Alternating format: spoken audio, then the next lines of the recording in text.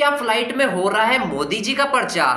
तो कांग्रेस नेता जयराम रमेश ऐसा लिखते हैं। पिछले हफ्ते मैंने इंडिगो से आइजोल और वहां से वापस दिल्ली के लिए फ्लाइट लिया। दोनों ही तरफ से कैबिन क्रू द्वारा घोषणा की गई, जिसमें कुछ रूटीन और बेहद मामूली चीजों को लेकर प्रधानमंत्री श्री नरेंद्र मोदी जी के नेतृत्व का जिक्र किया जा रहा था। इनमें से एक अनाउंसमेंट के तुरंत बाद वोट अपील की जा रही थी, जिसमें यात्रियों से आगामी विधानसभा चुनावों में वोट देने के लिए कहा जा रहा था। यहाँ ध्यान देने वाली बात यह है कि इस घोषणा में चुनाव आयोग का कोई उल्लेख नहीं था।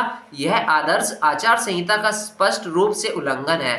इससे पहले कभी भी किसी प्रधानमंत्री ने अपनी कमजोर होती छवि को बचाने के लिए विशेष रूप से महत्वपूर्ण चुनावों से पहले जनता की नजरों में बने रहने के लिए इस स्तर तक नहीं गिरा है। साफ है, इस व्यक्ति की असुरक्षा, नागरिक उड्डयन मंत्री की चाटुकारिता और ऐसा करने वाले एयरलाइन की कायरता की कोई सीमा नहीं है। शुक्र है कि आज रायपुर के लिए मैंने जिस दूसरी एयरलाइन की फ्लाइट ली वह उस स्तर तक नहीं गिरी। यह देखकर अच्छा लगा कि कुछ कॉर्पोरेट अभी भी मोदी सरकार के दबाव के बावजूद निष्पक्ष प्रक्रियाओं का पालन कर रहे हैं। तो जयराम रमेश के ऐसा लिखने पर यूजर्स ने कमेंट में कुछ ऐसा लिखा। चूंकि आपकी विश्वसनीयता नगण्य रह गई, इसलिए जब तक उस हवाई जहाज में आपके साथ यात्रा करने वाले आपके इस बात को सत्यापित नहीं करते, तब तक आपकी बातों को झूठ ही माना जाएगा।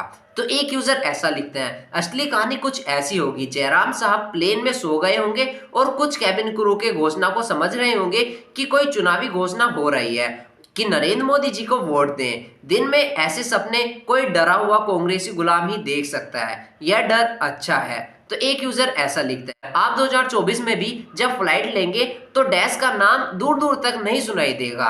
तब भी आप हताश निराश अपनी चाटुकारिता जारी रखेंगे। देश विकास और समृद्धि की नई उड़ान लेगा। सभी भ्रष्टाचारी जेलों में होंगे और परिवारवादी पार्टियों एक नया गठबंधन बनाएंगी। आप कूड़ कर एक और पोस्ट कर देना था। और एक यूजर ऐसा लिखता है, उस घोषणा का असर अगर हवाई जहाज में चलने वाले पढ़े लिखे लोगों पर पड़ने लगा तो फिर देश भगवान भरोसे ही मानी।